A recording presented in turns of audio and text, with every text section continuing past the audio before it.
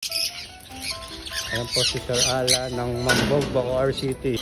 First time dito, ang ganda. Sarap ng feeling.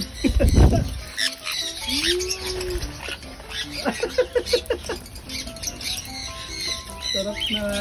Ayan, bago lang siyang nag-iibon. nag-iibon. Kasama ko yung family ko tsaka yung mga anak ko. Tropa ko dito. Yo! Ganyan na. Alas!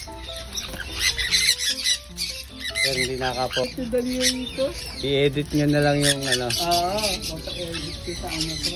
Ang dami nila oh. Ang breeder niya sa rin doon sa kabila. Ito yung mga Ayan, bata. mga anak na lang yan. Punta na kayo dito sa Evoice, Aviary. Kakaiba experience. Tama siya rin yung anak nyo dito.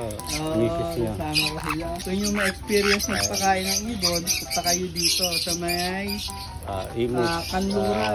Malagasang 1G. Malagasang 1G. Yung papuntang Gentry.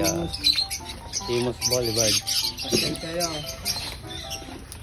Nai-stress sila pag may gumagambala sila sa kanila sa gabi. Oo. Kaya ang ginagawa ko, lalagyan, tinatanggalan ko ng tubig sa gabi sa pagkapa.